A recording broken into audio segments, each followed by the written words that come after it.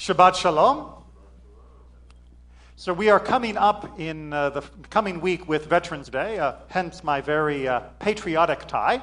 But I want to talk not just about the American veteran experience, but also about the Jewish veteran experience. Now, it may not be a surprise to you in the modern world of 2020 that there are numerous Jewish veterans, both within the armed services of the United States, as well as within the armed services of the State of Israel. But if you were to have been born, say, 200 years ago, this would have been quite different. Yes, there were Jews who fought in the American War for Independence, and there were Jews who fought in different wars throughout Europe and the Middle East. But by and large, Jews were not allowed to be soldiers in most of the countries where they lived.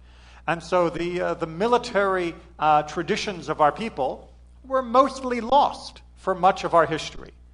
But if you go back further still and into the Tanakh itself, into the Bible, you will find that there were numerous Jewish soldiers and warriors. If I just throw this open to those of you that are here physically, name for me a Jewish soldier that comes from the Tanakh, that comes from the Bible. David, right? David has slain his 10,000 souls, his thousands. Right? David was incredibly famous, both as somebody who fought with the strength God gave him, as well as strength that was of the more typical kind as he became older. David was a huge military presence. Yoshua, right? Yoshua, right after Moses was Yoshua, and even when Moses was alive, Yoshua was already leading the armies of Israel, and certainly during the settlement and conquest of the land of Canaan, Joshua was at the head of all of our victories. Jeremiah, the prophet Jeremiah, wasn't actually... Oh, that's Joshua, Yoshua, who we just... Right, so we just talked about Joshua, Yoshua. Right, Yehoshua, Joshua, it's the same guy. What's that? Yoav, right? Joab, or whatever he is in English. I really like the Hebrew names much better for most of these guys, right? Yoav was the commander of the army during the time of David. And if we go through the cycle of judges, we'll find no shortage. Right, Gideon, right? We'll find Barak. We will find...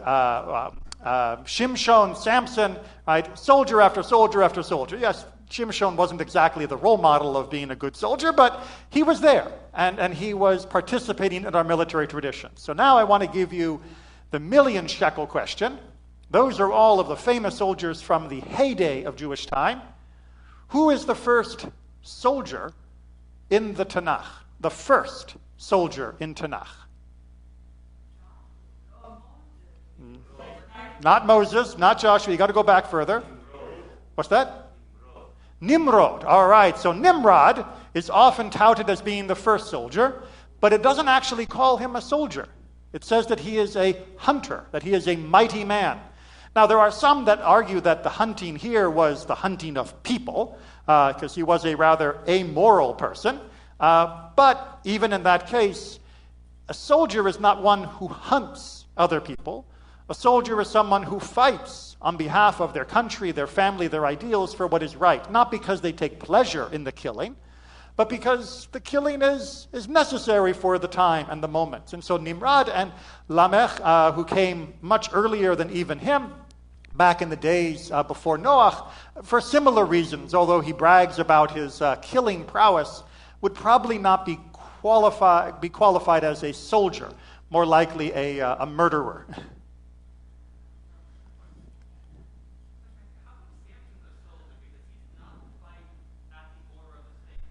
He did not fight at the order of the state, but he did fight on behalf of the state. He was a self-appointed hero of the people who did attack the Philistines and win great victories on behalf of the Israelites at the time.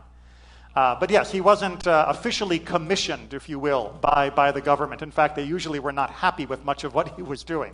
So who is the first? Not Saul, Avraham. Avraham is the first soldier that I believe is worthy of the title soldier that is found throughout the Bible. Of course he went to war, right? In just last week's parasha, In last week's parasha, there is the battle of the 4 armies versus the 5 armies. And the 4 armies are the 4 armies that come from Mesopotamia to re-subjugate the tributary cities that are there in the Jordanian plain and the surrounding territories. And those 5 cities fight back against those 4 kings. The 4 kings defeat them.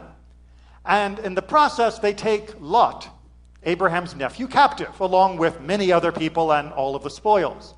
As their armies are leaving, Abraham hears about what has happened to his nephew. He gathers together 318 of his fighting men and other allies that he has made in the land, and they set off in pursuit, and they chase them all the way to north of Damascus, modern-day Syria, and are able to free not only Lot, but all the other captives and return with the spoils of war. And this is the first soldier that we see that is within as an individual named. Of course, the other soldiers would have fought in the war before Abraham, but none of them are given names. But Abraham, we see preparing, going, returning from battle. And that returning is what's so important. Abraham is standing there, having just defeated the 4 armies, which defeated the 5 armies, which are decimated. The 4 armies have fled back into Mesopotamia. He now stands as the most potent military force in the region. And what does he do? He goes home. He goes home. And he does not appoint himself to become the military overlord of the entire area. He does not even demand for himself one bootstrap in compensation for his effort. Only asking that those of his allies and fighting men will be given what they have deserved for what they have worked, to compensate them for the loss that they have endured in pursuing the battle. That is all. But he himself, he goes home. Because his profession is not to be a soldier. He is a soldier by necessity, not by temperament. He is a soldier by necessity and duty, not for seeking personal gain or glory. He is a soldier because at that moment, the world needed him to be a soldier. And so too, this has become and should remain the highest measure of what it is to be a soldier in the modern world and in the free states. A soldier is not one who goes off to fight in order to glorify themselves. A soldier is someone who goes off to fight because their country, their community, their family needs someone to stand up, and they have the capacity to do so. They have the capacity to be able to bear arms in defense of what is right and what is good. And when they come home, they seek only peace. They seek only to, when their time is no longer needed to be in the ranks, to return to the quiet life of the civilian world. And they ask only what Abraham asked for his people, that they be treated with dignity, that they be treated fairly, that they be given compensation for the risk that they have undertaken and for any damages they may have incurred, that they be given the care that is necessary to maintain their health, that they be given a salary or pension to maintain themselves materially and to compensate for the time that was lost when they were in the field defending their country, their people, their family. This is all that is asked and all that is expected. And in our nation, we have had a good tradition of promising this. We have not always had a good tradition of delivering.